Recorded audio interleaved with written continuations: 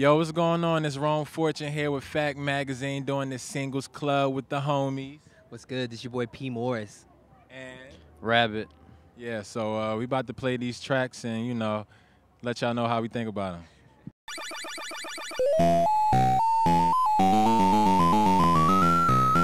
Whatever happened to our phone sex? Right now I can't think of anything we don't text. I broke a heart on the email. I'm so cold. Jig is the guy, but yeah. I mean, honestly, that's the second time that I heard it. That's more of the song that I've heard like all along, and it was worse the first time I heard it, I thought. But I mean, I feel like it sounds like library music or something, or like he was like soundtracking like a '70s documentary about that's what the Daft Punk end of it sounds like. You know what I mean? Like very synthy, like a documentary or something. But it's like doesn't sound very now, but in a bad way, I guess. I don't know. Obviously, they're heading backwards in time in their whole sound, but I don't think they captured the moment with that one. How that goes. Sounds like the Blueprint too. And not in a good way. And not in a good way. So yeah. Y'all have multiple duplicates of certain numbers? Y'all don't have multiple? Okay, cool. All right, cool. It's out of 10 or? Yeah. Okay. You know, I be, you know, cause you know. All right. I'll give it a 5. It's not the worst song ever. I've heard worse songs this year. Drop that bomb.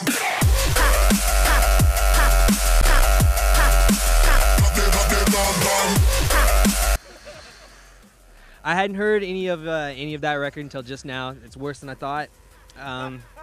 I mean, I feel like in a lot of ways it was kind of a retread at first of like some territory that Diplo sort of like brought, Major Lazer via like the electronic hybrid of Ragga and all that kind of stuff, reggae.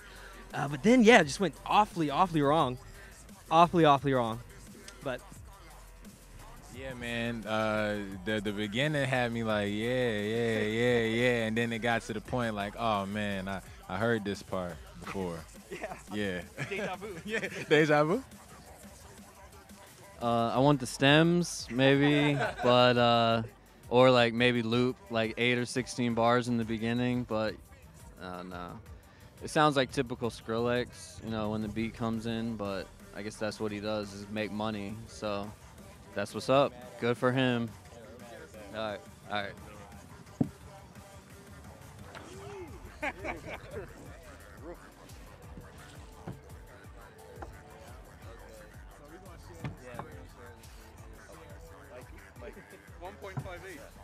It's a shared 3, 1.5 each. Yeah.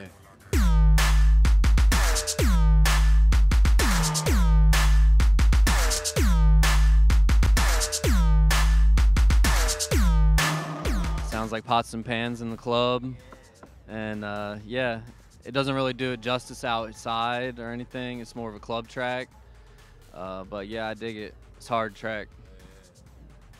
Yeah, man, I dig that track. It's very, very unpredictable, very, like, where's it going next? Where's it? Oh, I like where it went. Okay, so I fuck with that shit. Hard.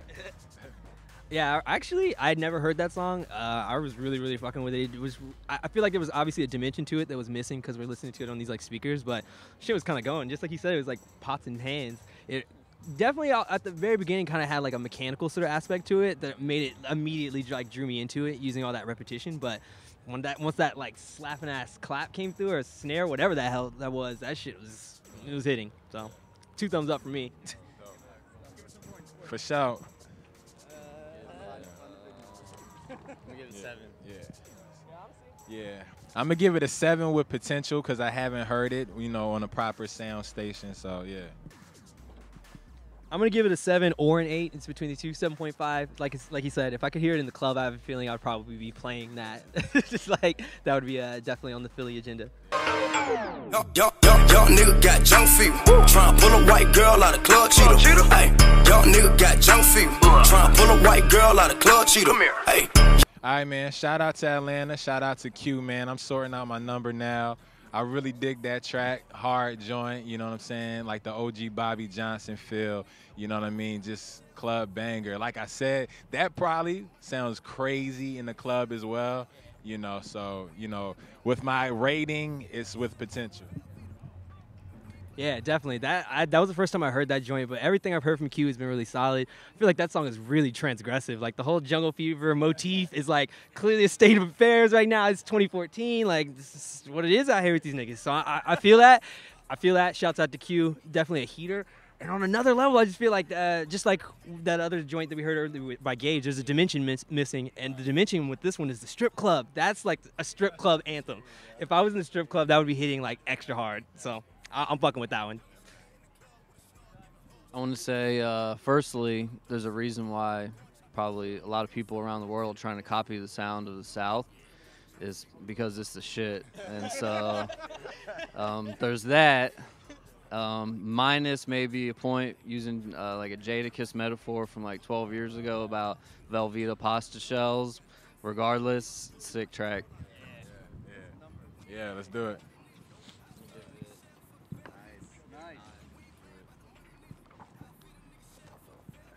I'm going to give it a 10. Definitely give it a 10. Give it that 9 with potential. I haven't heard it in the club. I need to see some ass shaking to it. White girl ass.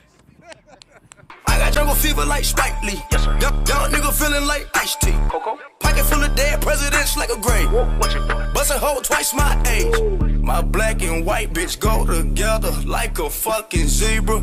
I feel like Stevie, I can't help it. I got jungle fever. Hey, youngest nigga in the club with a snug, giving hugs to the bitches in the back room. When I'm done showing love, I'ma go and chop it